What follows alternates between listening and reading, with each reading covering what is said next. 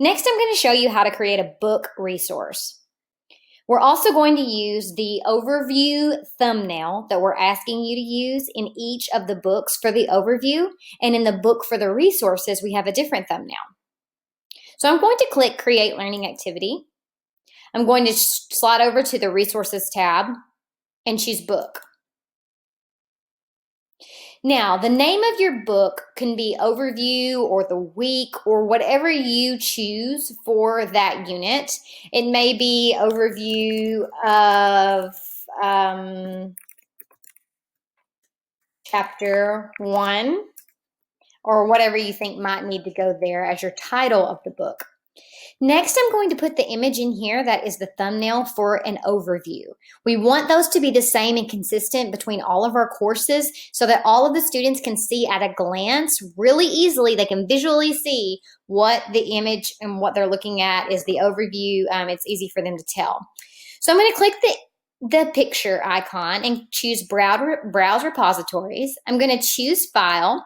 And I'm just going to find where I have the overview saved, and I have that right here. In the Files section of our team, you can find this thumbnail. And I'm going to click Upload this file. All right, on the image size here, it will auto adjust. I would suggest changing the image size, the first box, to 300. I do want to describe this image for people who cannot see that because I would be making this image ADA compliant. And I'm going to click Save Image. And underneath this image, I can then type anything I want to about what is in this book. So I may say direction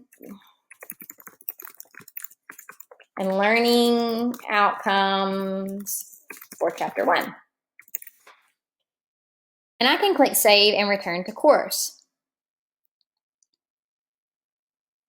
Once I do that, my overview image is here and my book is here. So I can now, I know that this says overview, so we know that it's not supposed to go under our activities. We're going to want to move that. So we're going to click this image, click this move icon, and move it right under overview. Now I want to go ahead and go in and edit this book. So I'm going to click on this title of the book. If you click on the pencil to edit the book, you're just going to be editing the settings of the book, not actually the book.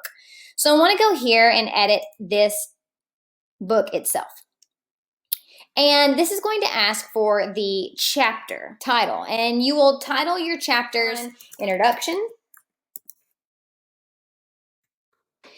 In the introduction, you will type just anything that gives them a little information about the course. This chapter covers a unit on whatever.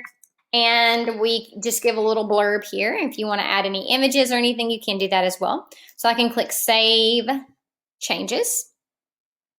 Now you notice that our cover image will always be at the top. And now it asks me to turn editing on if I want to edit any more. So I'm going to go ahead and do that, turn editing on. In a book, you have these 4 different icons. Here is the settings when you can go back in and edit that chapter introduction if you need to type something further or add information. This is the trash can where you can delete any of the chapters. The eye here, if you click the eye, you can hide chapters or show chapters. And here's where you're going to add a new chapter. So I'm going to click Add a New Chapter. And this one I'm going to title Learning Outcomes. In the learning outcomes, I'm going to make my outcomes really easy for my students to understand and say the students will, and whatever they're going to learn here, I put them there. Those can also harken back to those overall course learning outcomes. Again, I can move up or down now on these chapters since I have more than one, but I'm going to add another chapter here. And this is going to be called Directions. In the Directions chapter, you want to easily lay out what students need to do in what order they need to do it. So I may say 1, read chapter 1. 2, complete vocabulary. Words. And 3, take chapter 1 quiz. It can be whatever you want to, and in order to do that, I may say I have more directions for completing the vocabulary words. Type it in your journal or whatever you want to say. So I'm going to save those changes. And then the last tab is activities to complete.